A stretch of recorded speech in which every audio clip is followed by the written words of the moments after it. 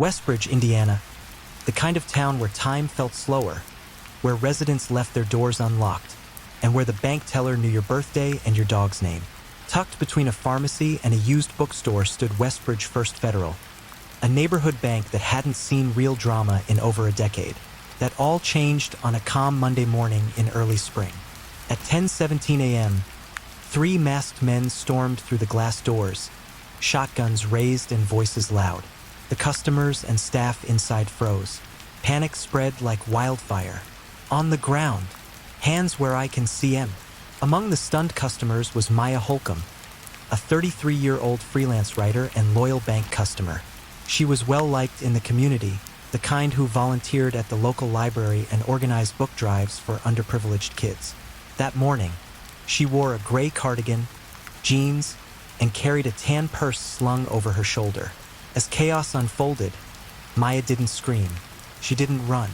Instead, she slipped her hand into her bag, slowly, carefully. Inside was her phone already on silent. She wasn't trying to be a hero. She just knew that the bank's alarm system had failed once before, and she wasn't sure if anyone else had managed to call for help. But someone saw her. One of the robbers, a tall, broad-shouldered man in a red bandana, noticed her movement. Without hesitation, he raised his shotgun and fired. The deafening blast dropped Maya instantly. The room went silent for half a second, then exploded in screams. The robbers fled less than 4 minutes later, bags half full of cash, leaving behind a scene of blood, broken glass, and stunned silence. Maya Holcomb was pronounced dead on the scene. At first, the police labeled it a tragic accident. A brave woman, gunned down while trying to alert help during a robbery. Media outlets praised her courage. A memorial sprung up overnight. Local news ran tearful interviews with friends and neighbors. But Detective Alana Reeves, a seasoned homicide investigator, couldn't shake the feeling that something was off. The bank's security footage confirmed Maya had been reaching into her bag. But why hadn't the shooter gone after anyone else? Why had he been so quick to fire at her, and only her? The robbers hadn't taken her purse. They barely acknowledged the other customers after the shot. And there was something else. When Reeves reviewed Maya's phone records, she found a pattern. Maya visited that bank every Monday at exactly the same time. But she wasn't just handling transactions. She was meeting regularly with a banker named Connor Blake. Connor, 29, was clean-cut, engaged, and up for a promotion. At first, he told investigators he and Maya only discussed routine banking matters. But Reeves noticed his hand trembling when she asked about the nature of their relationship. A subpoena of text messages between Maya and Connor blew the case wide open. There were over 1,200 messages exchanged in the past 2 months. Many flirtatious, others deeply emotional. One message from Maya read, "You promised you'd tell her. You said I wasn't just a mistake." Another, sent 3 days before her death. "If I don't matter, maybe your fiancé deserves to know who you really are." Connor cracked. He admitted to a months-long affair with Maya, but insisted he had nothing to do with her death. He hadn't spoken to her for 2 days and had no idea she'd be at the bank that day. Reeves wasn't convinced. Neither was the district attorney.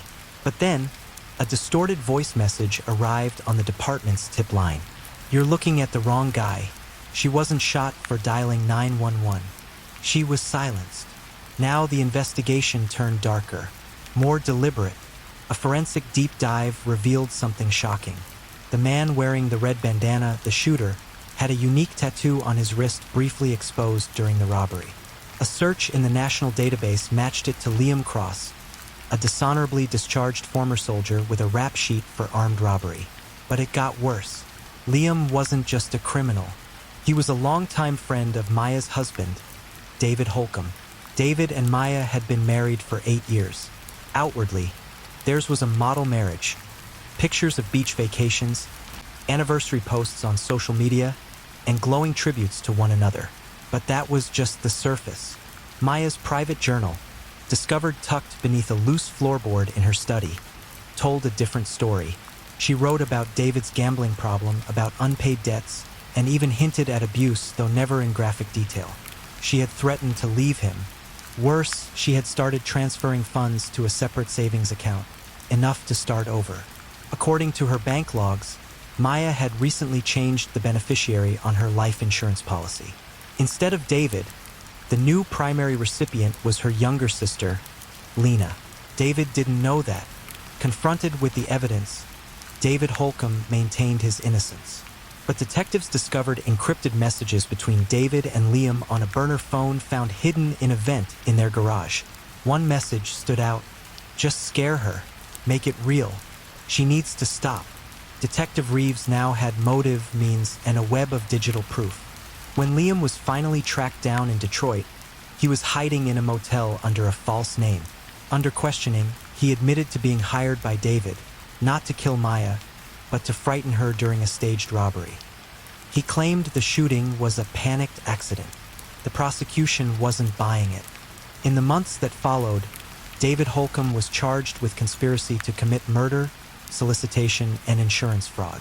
Liam Cross faced first-degree murder charges. Connor Blake's career was shattered. Though never charged, his reputation never recovered. He quietly left Westbridge and relocated to the East Coast, where he now works under a new name. Maya's death became more than a local tragedy. It became a cautionary tale, a story about secrets, betrayal, and how love can be warped into something monstrous. Her sister Lena, now raising funds for a domestic violence advocacy group in Maya's name, said it best. Maya didn't die because she tried to call for help. She died because someone she trusted was afraid of what she might say. At Westbridge First Federal, the bullet hole in the marble floor has been patched, but the scar remains.